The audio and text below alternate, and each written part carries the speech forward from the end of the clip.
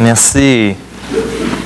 Merci. Avant de donner la claque, j'aimerais qu'on prie ensemble pour le message, le temps ensemble. En prions.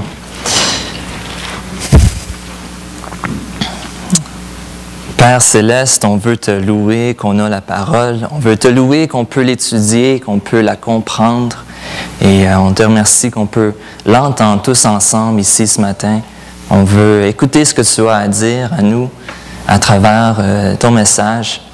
Et je prie que à la fin, on puisse avoir dans notre cœur une plus grande appréciation pour toi, une plus grande louange, une adoration de Jésus-Christ, ton Fils. Je prie qu'on puisse davantage bénir ce nom merveilleux dans nos cœurs pour toi.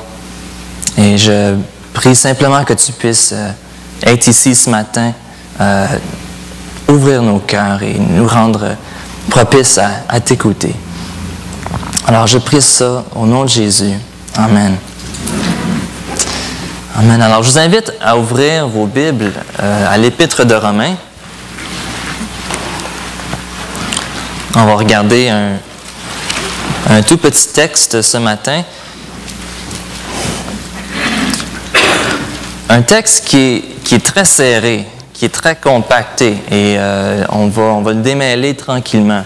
C'est comme quand vous allez faire du camping, vous mettez toutes vos affaires dans le coffre et quand vous arrivez à la destination, vous constatez que vous ne savez même pas qu'est-ce qu'il y a dans le coffre. Là. Vous voyez juste des couleurs et des formes et des shapes bizarres. Puis là, il faut vraiment tout sortir une chose à la fois pour démêler le tout. Alors, on va faire ça avec le passage. On va regarder une phrase à la fois.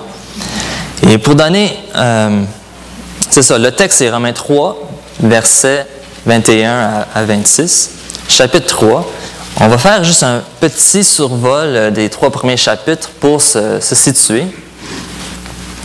On sait que le livre des Romains a été écrit dans l'année 57 après Jésus-Christ. Ça a été écrit par Paul de la ville de Corinthe aux Romains avec pour but, c'est-à-dire à l'Église qui était à Rome, alors les Romains, avec pour but d'unir ces chrétiens qui étaient à Rome, les unir autour de l'Évangile, les affermir dans cet Évangile-là, dans ce qu'ils croyaient, et en les affermissant, de faire de l'Église de Rome une genre de base par laquelle Paul pourrait passer en Espagne à aller prêcher l'Évangile. Alors, il voulait les solidifier pour qu'ils puissent le soutenir dans son œuvre missionnaire. Alors, c'est pour ça qu'il passe beaucoup de temps à clarifier c'est quoi l'Évangile. J'ai même un PowerPoint, c'est le fun. On va regarder le don de justice en Jésus-Christ spécifiquement ce matin. Ce que Paul décrit est vraiment le cœur de l'Évangile.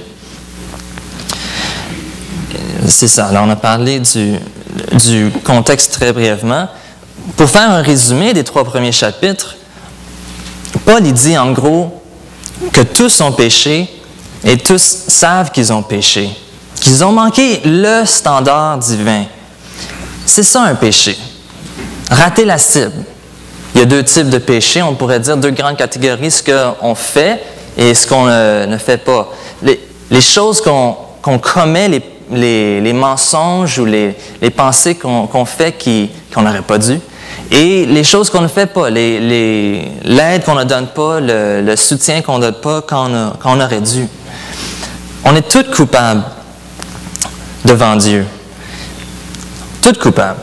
Certains ont vécu sans la loi, les païens, ceux qui n'avaient pas l'Ancien Testament, et certains, les Juifs, ont vécu avec la loi, l'Ancien Testament. C'est ça que Paul dit. Et tous les 2 groupes qui englobent tout le monde entier sont également coupables. Et c'est aussi vrai pour nous aujourd'hui. Nous, on pourrait dire, on a vécu avec la Bible, avec la loi de Dieu, et on n'a pas arrivé à garder cette loi-là. On est tous coupables. Et je vais être très honnête avec vous, c'est un grand coupable qui vous parle ce matin. Et c'est des coupables qui m'écoutent. Nous vivons dans des villes de coupables, parmi un peuple de coupables, sur une planète remplie de coupables, coupables d'avoir manqué le standard de Dieu. dans le quotidien, on ne parle pas de Dieu, de péché, de jugement qui doit tomber sur les coupables. Ce matin, je suis sûr, vous êtes réveillés, vous avez pris le petit déjeuner, le petit café, vous avez pris les journaux, vous avez lu ça aux nouvelles. Entre voisins, on ne parle pas de ça.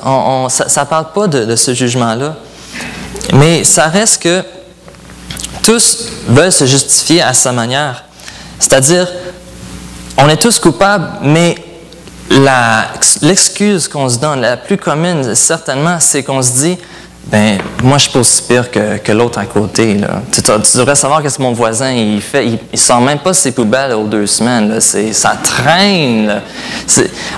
On a cette tendance à se comparer aux autres. Ça, c'est l'excuse la plus commune. Ou peut-être plus complexe, la psychologie moderne, des fois, tu vas voir le psychologue et il va dire « Ah, c'est pas de ta faute, c'est ton contexte, c'est ton arrière-plan, c'est pour ça que tu fais ça, t'es pas coupable, t'es correct, t'es une bonne personne. » Mais ça fait juste montrer que, honnêtement, à l'intérieur, on est chaque homme, chaque femme, on est des êtres brisés. On n'est plus droit. On a des attitudes et des comportements qui reflètent une rébellion contre Dieu. Tout ce qu'on fait, on voit qu'on est en rébellion contre Dieu. Toutes ces façons qu'on a pour s'excuser de notre culpabilité, ça peut aider pour nous-mêmes ou entre nous-mêmes, mais devant Dieu, ça ne change rien. N'est-ce pas? Toutes ces façons, ils peuvent adresser notre culpabilité, mais elles ne nous justifient pas devant Dieu. Le verset 20 du chapitre 3 nous dit « Car nul ne sera justifié devant lui par les œuvres de la loi. » C'était la mauvaise nouvelle. La bonne nouvelle, ça commence au verset 21. Paul nous dit que « Mais maintenant, sans la loi, est manifestée la justice de Dieu, à laquelle rendent témoignage la loi et les prophètes, justice de Dieu par la foi en Jésus-Christ pour tous ceux qui croient. Il n'y a point de distinction, car tous ont péché et sont privés de la gloire de Dieu, et ils sont gratuitement justifiés par sa grâce, par le moyen de la rédemption qui est en Jésus-Christ. C'est lui que Dieu a destiné par son sang à être, pour ceux qui croiraient, victime propitiatoire, afin de montrer sa justice. Parce qu'il avait laissé impunis les péchés commis auparavant au temps de sa patience, afin de montrer sa justice dans le temps présent, de manière à être juste, tout en justifiant celui qui a la foi en Jésus. Dieu, il démontre sa justice. C'est ça que Paul dit. À la croix, il démontre qu'il est juste. Et même, Dieu devait démontrer qu'il est juste. C'est pour ça que Paul dit « Mais maintenant, sans la loi ». Et on peut se poser la question, pourquoi est-ce qu'on a besoin d'une démonstration de cette justice-là? Eh bien, une des premières, c'est à cause de la réalité du péché. On a mentionné au début que les Juifs, qui avaient la loi, qui avaient les 10 commandements, qui étaient sur la montagne sainte, qui ont vu la boucane, qui ont entendu le tonnerre, que c'était Dieu qui parlait, ils ont reçu les commandements, mais ils ne l'ont pas gardé. Chapitre 2, versets 17 et 21, on va lire rapidement. Toi, c'est Paul qui parle aux Juifs, toi qui te donnes le nom de Juif, qui te repose sur la loi, qui te glorifie de Dieu, même 18, là, qui connaît sa volonté, qui apprécie la différence des choses, étant instruit par la loi. Verset 21. Toi donc, qui enseignes les autres, tu ne t'enseignes pas toi-même. Toi qui prêches, tu n'as pas dérobé, tu dérobes. On voit que même d'avoir la loi, ça ne permet pas nécessairement de le faire. Dans le cas des Juifs, ils l'avaient, ils ne l'ont pas suivi. Deuxièmement, les païens, ceux qui n'avaient pas la loi, ils ont péché. Et si je peux faire une parenthèse ici, sûrement vous le savez, mais on peut se poser la question, c'est qui les païens exactement?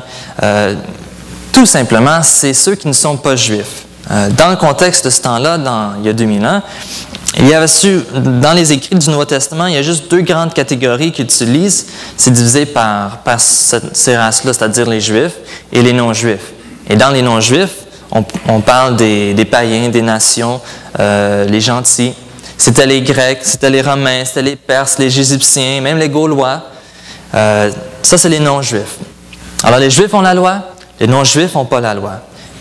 Je mentionne tout ça parce que Paul, dans cette lettre, il fait souvent la différence entre l'Évangile est donné aux Juifs, premièrement, et puis le grec.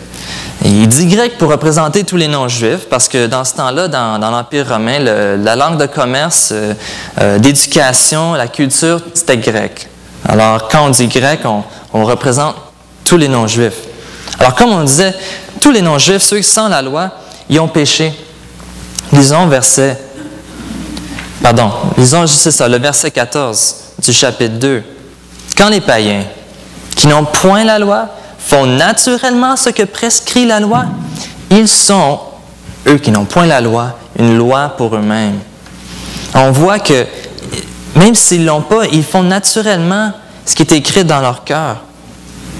En d'autres mots, même s'ils n'ont jamais entendu des 10 commandements, vu qu'ils agissent selon ces normes-là, on voit que Dieu l'a écrit dans leur cœur et que vu qu'ils le cassent, ils sont coupables d'avoir péché. Ce qui nous mène à conclure que le péché, c'est universel. C'est pas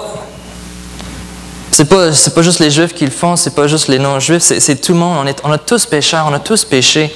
Romains 3, 9 nous dit que tous, Juifs et Grecs, sont sous l'empire du péché. Selon qu'il est écrit, il n'y a point de juste, pas même un seul.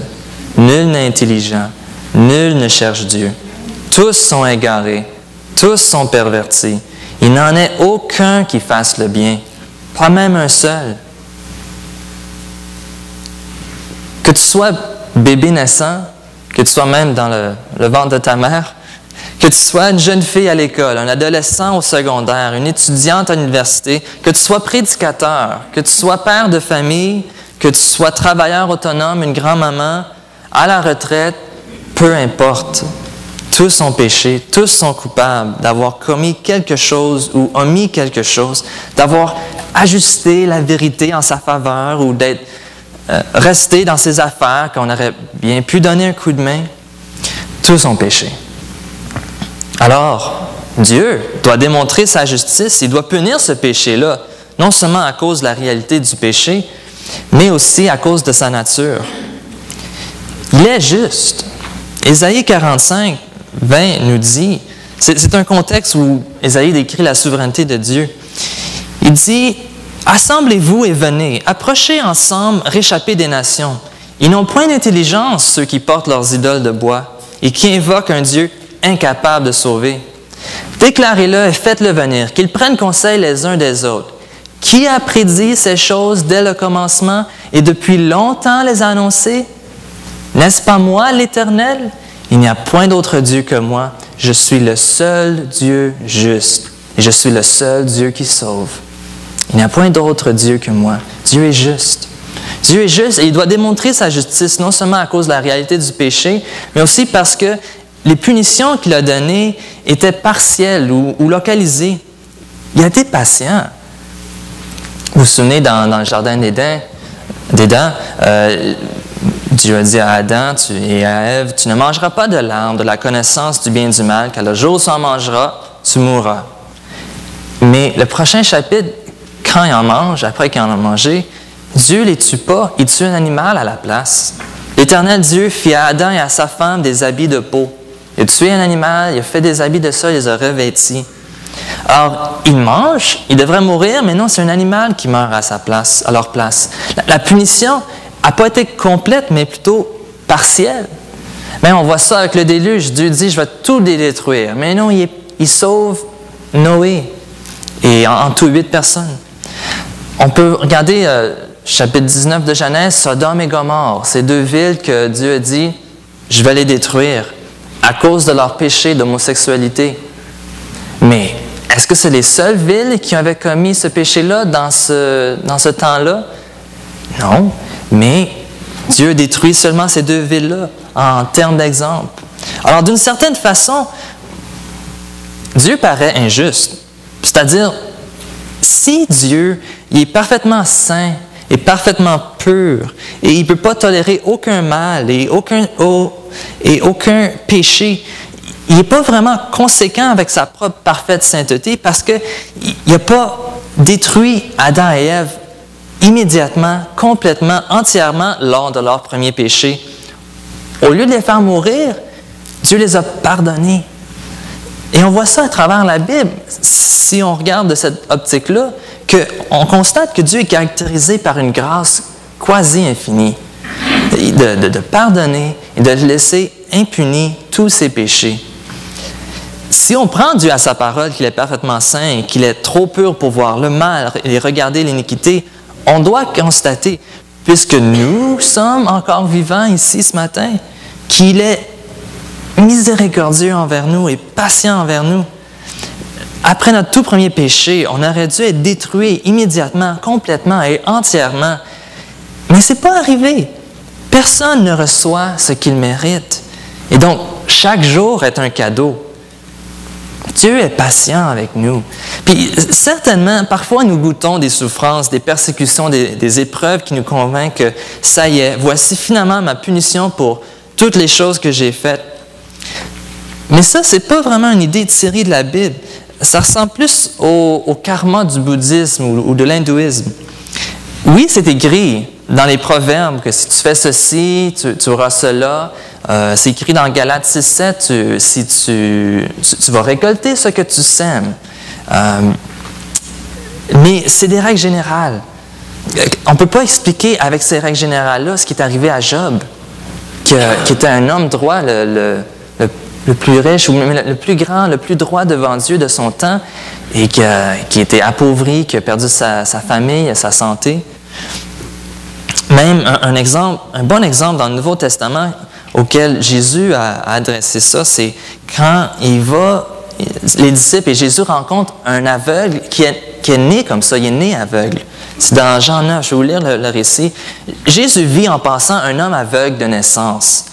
Ses disciples lui posèrent cette question, « Rabbi, c'est qui a péché? C'est-tu cet homme ou ses parents pour qu'il soit né aveugle? » Jésus répondit, « Ce n'est pas que lui ou ses parents aient péché, mais c'est afin que les œuvres de Dieu soient manifestées en lui. » Alors, c'est vraiment différent de ce que le karma comprend. Le karma comprend le monde et le temps comme des cycles infinis dans le passé et dans le futur. Parce qu'ils croient, ils disent, quand tu meurs, tu es réincarné à un autre stade, dépendamment de comment est-ce que tu as agi. Alors, si tu as bien agi, tu seras plus grand, et si tu as mal agi, tu seras plus bas. C'est une histoire sans fin, ça fait juste cycler et continuer. Mais Dieu nous dit qu'il y a eu un commencement, une création, et il y aura une fin, une décréation, suivie d'un jugement, et d'une deuxième création, où on sera avec lui éternellement, où il y aura un état éternel. Et donc, c'est une histoire avec une fin. Et nous sommes quelque part entre le début et la fin. Quelque part entre les deux bouts. Et ce matin, nous nous rappelons à quel point Dieu a une patience époustouflante envers nous, qu'il ne donne pas ce que nous méritons. Parce que dans un sens, il y a une tension dans l'univers qui n'est pas encore pleinement résolue. La fin n'est pas encore arrivée. C'est comme une chanson qu'on chante mais qu'on ne termine pas. Une mélodie qu'on commence mais qu'on ne termine pas. Je dirais qu'on n'a pas encore entendu la résolution de la mélodie. Si on chante « Quel ami fidèle est », mais on ne dit pas et on ne chante pas « tendre », on n'a pas fini la mélodie, c'est en tension. Et même, je vous ai entendu, vous avez chanté avec moi, vous avez fini la mélodie. On est naturellement porté à vouloir avoir une fin à ces choses-là, en tout cas dans une mélodie. Mais en lisant la Bible, on doit constater qu'on n'a pas encore entendu la fin de la chanson. Dieu ne punit pas tous les péchés. Donc Dieu, dans un sens, il n'est pas juste. Il n'a pas l'air juste. C'est comme un juge injuste. Puis il n'y a rien de pire qu'un juge injuste. Dernièrement, je jouais au soccer dans une petite ligue amicale. Puis il y a un joueur adverse qui est tombé. Puis il n'y a pas eu de pénalité. L'arbitre a décidé que ce n'était pas une infraction. On devrait juste simplement continuer la partie. Et lui, il n'était pas d'accord. Lui, il trouvait ça injuste. Il était fâché. Il trouvait le juge injuste. Il n'y a rien de pire qu'un juge injuste. Puis c'est semblable au problème de ce matin. Voilà pourquoi Dieu, il doit démontrer sa justice. Parce que présentement, il n'y a pas l'air juste. La Bible nous dit, par contre, comment la mélodie va se résoudre. On va l'entendre, le tendre. Comment Dieu va terminer l'histoire. Comment il va montrer sa justice et faire justice. On le voit parce qu'il y a un jugement final qui s'en vient. On verra la justice complète à ce jugement final-là. Apocalypse 20, versets 11 et 12, je vais vous le lire. C'est ces gens qui voient « Je vis un grand trône blanc. Et celui qui était assis dessus, la terre et le ciel s'enfuirent devant sa face, et il ne fut plus trouvé de place pour eux. Et je vis les morts, les grands et les petits, qui se tenaient devant le trône. Des livres furent ouverts, et un autre livre fut ouvert, celui qui est le livre de vie, et les morts furent jugés selon leurs œuvres, d'après ce qui est écrit dans ces livres. Verset 15 nous dit que quiconque ne fut pas trouvé écrit dans le livre de vie, il fut jeté dans les temps de feu. Il n'y a pas de marge de manœuvre ici, c'est un jugement final et complet. On vient de voir comment Dieu, il ne nous donne pas ce que nous méritons, mais qu'il est patient envers nous. Mais ici, à la fin des temps, il juge et condamne une fois pour toutes. Il résout la tension dans l'univers de ne pas avoir puni et jugé immédiatement comme sa sainteté et sa justice demandaient. Il a été patient et il sera patient jusqu'à la fin où il y aura le jugement final. Et la justice sera faite dans l'univers et il aura l'air juste, tout en étant réellement juste. Et tous genoux fléchiront et toute bouche confesseront que l'Éternel est juste. Alors, on vient de voir que le jugement final et la démonstration finale de la justice complète de Dieu, elle s'en vient. Mais si on revient à notre texte ce matin, on va voir que Paul nous décrit la nouvelle démonstration de la justice de Dieu par rapport à l'ancienne. Le verset 21 nous dit de chapitre 3 Romains, « Mais maintenant, sans la loi est manifestée la justice de Dieu, à laquelle rendent témoignage la loi et les prophètes. » Alors, il y a une ancienne et nouvelle démonstration. Steve, pourrais-tu m'aider? Merci. Et montre les 3 prochains points, les sous-points. Alors, Paul nous dit qu'il y avait une justice démontrée anciennement par la loi et prêchée par les prophètes. Lévitique, dans l'Ancien Testament, nous dit un standard incroyable. Êtes-vous prêts? Je ne sais pas si vous avez déjà lu ce verset-là. Ça dit « Soyez saints, car je suis saint, moi l'Éternel, votre Dieu. » C'est impossible comme standard, ça. Même Jésus, il reprend ça dans le Nouveau Testament. Il dit « Soyez parfaits comme votre Père céleste est parfait. » Comme Jacques nous dit, c'est « Car quiconque observe toute la loi mais pêche contre un seul petit commandement, il devient coupable de les avoir tout cassés. » C'est comme si vous aviez une vitre et vous preniez un marteau et vous donnez un petit coup dans le coin de la vitre pour la casser. La vitre, elle sera complètement cassée. Elle va tout éclater en éclats. Tu ne peux pas juste casser un petit peu une vitre. Elle est soit intacte ou elle est cassée. Et c'est comme ça avec nous. On a une vitre qu'on a cassée dès le début. Il y a même une justice, on voit, qui a été prêchée par les prophètes dans l'Ancien Testament. Ésaïe nous parlait du serviteur souffrant qui prendrait nos iniquités. Il dit, « Nous étions tous errants comme des brebis, chacun suivant sa propre voie, et l'Éternel a fait retomber sur lui l'iniquité de nous tous. » Alors, les prophètes dans l'Ancien Testament nous parlaient d'une justice à venir et la loi en démontrait cette justice-là. Et dans le Nouveau Testament, nous voyons cette justice, ce standard de Dieu est pleinement rempli et accompli. C'est en Jésus. Sans la loi. On voit à son baptême de Jésus que Jean-Baptiste, le baptiseur, il ne veut pas baptiser Jésus. Mais il dit, Jésus lui reprend et dit, « Laisse faire maintenant, car il est convenable que nous accomplissions ainsi tout ce qui est juste. » Il fallait qu'il soit baptisé, il fallait qu'il suive la loi Jésus. Jésus n'est pas venu pour abolir la loi, il dit sur le sermon sur la montagne, mais pour accomplir la loi. Et par sa vie parfaite et sa mort, il a accompli toute la loi comme Dieu aurait voulu qu'on l'accomplisse. Comme il a dit de le faire dans la loi, et comme les prophètes ont dit de faire, mais qu'on n'était pas capable. Et par sa vie parfaite et sa mort, il a été l'accomplissement de tous les symboles du système de sacrifice décrit dans la loi, d'agneaux, de sang aspergé, de mort, ce qu'on va voir tantôt.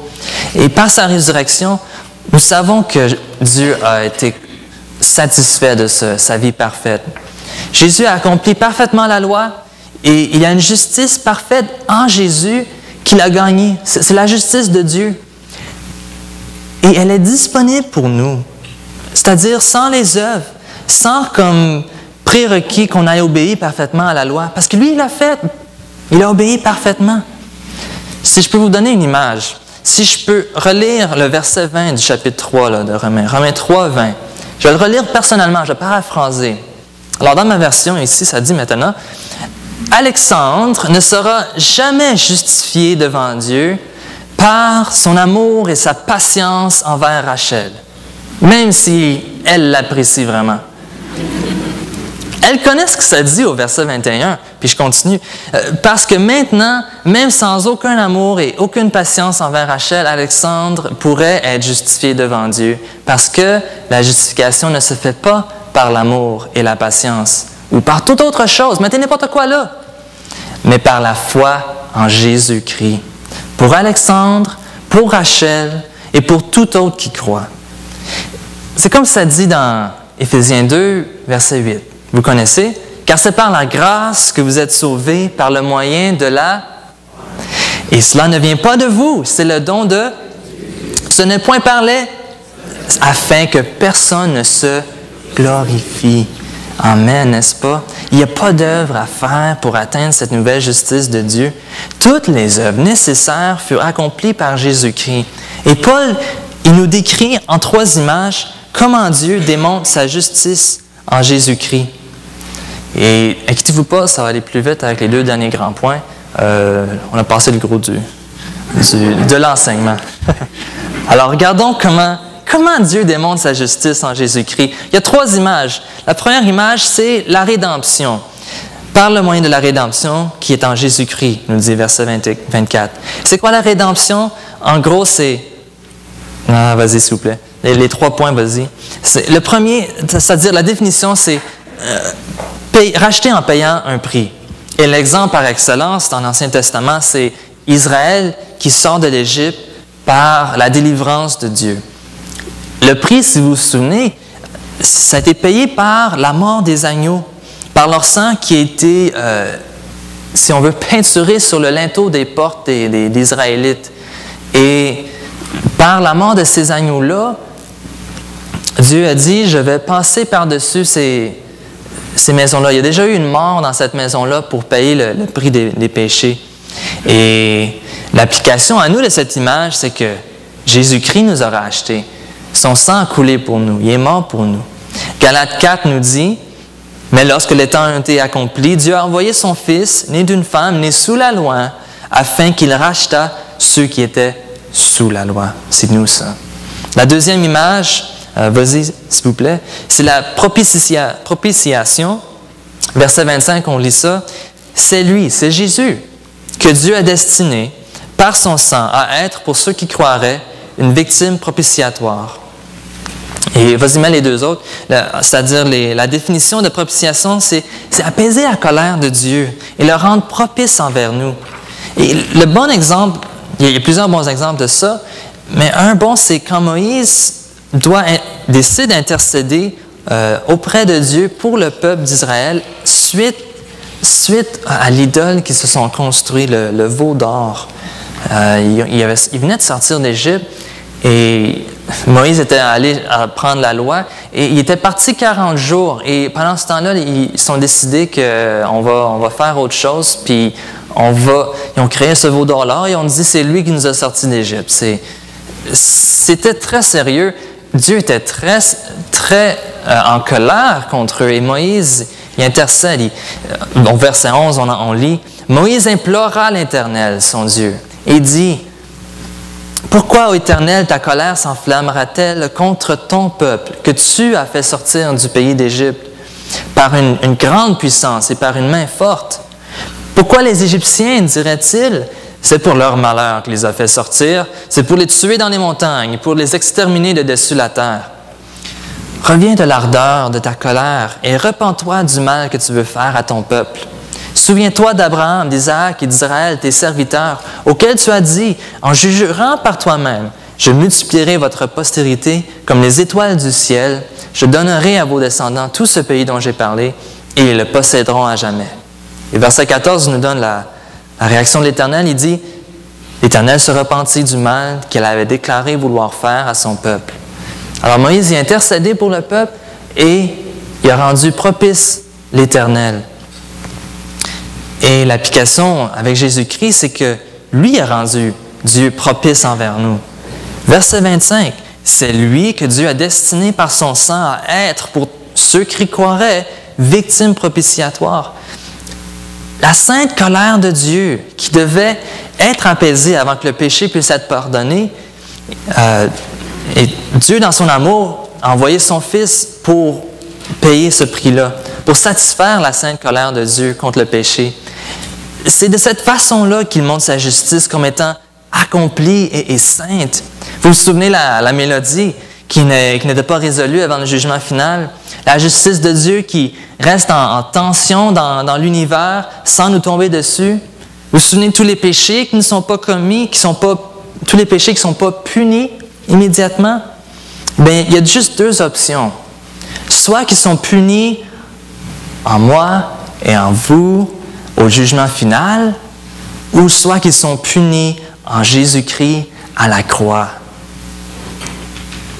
En d'autres mots, la justice de Dieu avait été mise en question parce que, dans sa patience, il avait laissé impunis les péchés commis auparavant.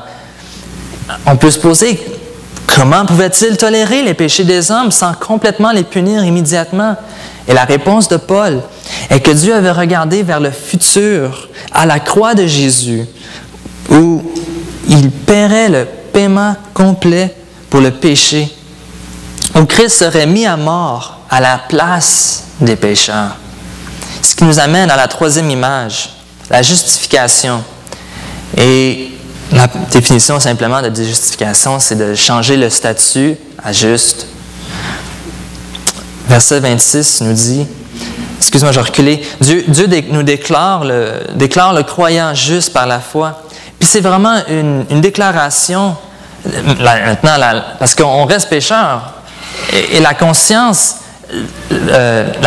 nous accuse disant, mais tu es encore mauvais, tu pêches, je t'ai vu. Mais en Christ, nous sommes simultanément pécheurs, donc perdus, mais aussi acceptés en Christ et sauvés. C'est une grâce. Jésus permet qu'on puisse être justifié. Et le verset 26 nous dit, « Afin de montrer sa justice dans le temps présent, de manière à être juste, tout en justifiant celui qui a la foi en Jésus. » Paul répète encore, à cause de l'importance suprême ici, là, que Dieu a démontré sa justice et sa sainteté dans le temps présent de l'histoire du salut. Dans la croix de Christ, Dieu s'est démontré à être juste, c'est-à-dire entièrement saint, tel que la punition demandée par la loi n'est pas enlevée, mais payée par Christ. Et il a été juste et aussi le justifiant et le sauveur de tous ceux qui croient en Jésus. C'est le cœur de la foi chrétienne, car c'est à la croix que la justice et l'amour de Dieu, ils se rencontrent, ils s'unissent. Dieu, il nous justifie tout en restant juste avec lui-même. Il ne triche pas. C'est un grand cadeau que Dieu nous fait en Jésus-Christ. Il nous rachète, il rend Dieu propice envers nous par la mort de son Fils et il nous justifie gratuitement tout en restant juste avec lui-même. Mais, alors donc, si vous me permettez, la question qui tue, n'est-ce pas? C'est à qui que Dieu donne cette justice en Jésus? On va avancer. Exactement. Premièrement, à qui il la donne? Ce n'est pas réservé aux Juifs, en tous les cas. On a vu qu'ils n'ont aucun avantage d'avoir la loi. C'est-à-dire, ils n'étaient pas sauvés automatiquement parce qu'ils avaient la loi. Mais avec le temps, les Juifs ont commencé à penser comme ça. Mais Dieu ne les avait jamais promis qu'ils travaillaient de cette manière-là. Non plus, il n'a aucun avantage d'avoir la circoncision. C'était un signe de l'alliance, mais ce n'était pas un ticket pour le ciel. Et troisièmement, il n'y avait aucun avantage pour eux d'être le peuple de Dieu par rapport au salut. Les avantages qu'ils avaient, c'était pas le salut, c'était d'avoir la loi, hein, mais ce n'était pas le salut. Ils avaient vraiment seulement juste les traces du salut, les traces à suivre. Puis il fallait qu'ils marchent en ces traces-là. Alors on voit à qui que Dieu donne cette justice en Jésus, eh bien, ce n'est pas réservé aux Juifs. Non plus est-ce que c'est réservé pour ceux qui veulent pratiquer la loi, parce qu'on a lu au verset 21, mais maintenant, sans la loi, est manifestée la justice de Dieu. Le verset 20 nous dit que la loi montre notre péché. Deuxièmement, la loi ne justifie personne non plus. La loi n'a aucune puissance de nous aider à se débarrasser du péché. Elle fait juste pointer du doigt qu'on a raté la cible. Il n'y a rien donné dans la loi qui nous donne une victoire ultime disponible sur la loi. Il n'y a rien ici qui peut nous justifier devant Dieu. Il n'y a rien sur terre. Il n'y a aucune œuvre qu'on peut faire, bien qu'il y en ait des milliers. Il n'y a aucune démarche qu'on peut prendre, aucune méditation qu'on peut faire. Vraiment, on se berce d'illusions de croire autrement. Et si je peux faire une parenthèse pour le chrétien, c'est-à-dire pour ceux qui ont déjà entendu ce message, que le salut, ce n'est pas par les œuvres, mais c'est par la foi, par la grâce. Des fois, on peut dire oui, mais on peut commencer à croire que nos œuvres ou les choses qu'on fait, qu'on accumule, ça nous gagne une certaine faveur envers Dieu. Dernièrement, j'étais à une autre église pour prendre un cours de théologie et il y avait une pause, alors je me promenais dans l'église. Je suis tombé dans une pièce qui avait toutes sortes de livres étalés sur des tables. Je crois qu'ils refaisaient leur bibliothèque ou réorganisaient ça. Et où je pensais peut-être que c'était des livres qu'ils voulaient donner, c'était pas clair. Et là, je voyais quelques titres que j'aimerais bien avoir. C'était des classiques, là. C'était vraiment des livres superbes.